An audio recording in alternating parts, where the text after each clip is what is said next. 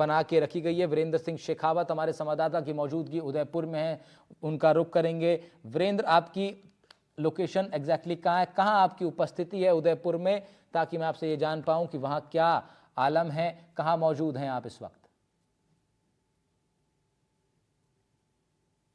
बिल्कुल, देखिए राहुल, आपको बताना चाहूँगा कि जिस तरीके से उदयपुर के अंदर जो घटना घटी है, कहीं न कहीं वो उदयपुर की कानून व्यवस्था को जो कह सकते हैं कि चरमरा सकती है। इसके साथ ही अगर मैं अभी हाल की सिचुएशन की अगर मैं बात करूँ, करंट सिचुएशन की, तो वहाँ पे आप देखेंगे कि तमाम जो पुलिस के उच्च अधिकारी हैं, वो इस पूरी कानून व्यवस्था को बनाए रखने के लिए पूरी अपनी नज़र बनाए हुए हैं। इसके साथ ही आपको बता दें कि अस्पताल परिसर के बाहर चारों तरफ बैरिकेडिंग की गई है, जिससे क्या है कि कोई भी भीड़ या फिर कोई अनचाहे व्यक्ति है वो वहाँ पे हुड़दंग ना मचा सके, उसको लेके भी यहाँ पे पुलिस ने प्रॉपर व्यवस्था की है। वहीं अगर मैं बात करूँ उदयपुर की, तो उदयपुर के मुख्य जो चौराहे हैं, चाहे आप चेतक सर्किल की बात कर लीजिए या सुखाड़िया सर्किल की बात कर लीजिए या फिर अन्य सर्किलों की बात कर लीजिए, वहाँ पे पुलिस प्रशासन के द्वारा प्रॉपर जाब्ता है ये वो लगाया उदयपुर गया है। और इसके साथ ही यहाँ से जयपुर की अगर मैं बात करूँ, तो जयपुर से भी राजस्थान पुलिस के जो मुखिया हैं, वो भी बारीकी से इस पूरे घटनाक्रम को लेकर जो है नजर बनाए हुए हैं। इसके अलावा अगर मैं बात करूं उदयपुर के अंदर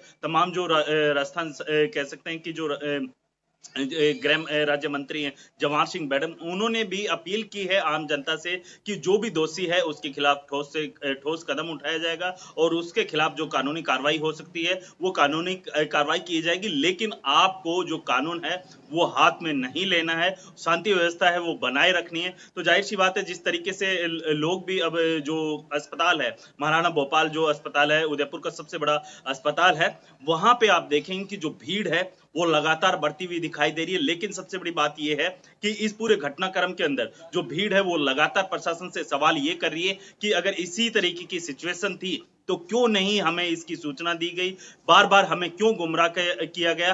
ऐसे ही कई सवाल है वो भीड़ के द्वारा प्रशासन के ऊपर उठाए जा रहे हैं। लेकिन लगातार जिस तरीके से आपने देखा होगा कि उदयपुर के अंदर जो घटना हुई है उसको लेके जो कह सकते हैं कि जो दो बच्चों की लड़ाई है, किस तरीके से उदयपुर पूरा जो कह सकते हैं कि जो एक तरीके से जो छावनी में तब्दील हो जाता है, वो काफी बड़ी बात है। लेकिन सबसे बड़ी बात यह है कि जिस तरीके से ये घटना घटी है उसको लेके जो परिजन है वो लगातार अपनी विभिन्न मांगों को लेके प्रशासन के सामने बैठे हुए हैं और प्रशासन और जो कह सकते हैं कि जो परिजन हैं उनको समझाइश के माध्यम से समझाया जा रहा है कि आप जो भी है, लेकिन जो प्रक्रिया है उस प्रक्रिया के अनुरूप कार्य कीजिए, कानून व्यवस्था है वो बनाए रखने में जो प्रशासन है उसका सहयोग कीजिए। जी राहुल।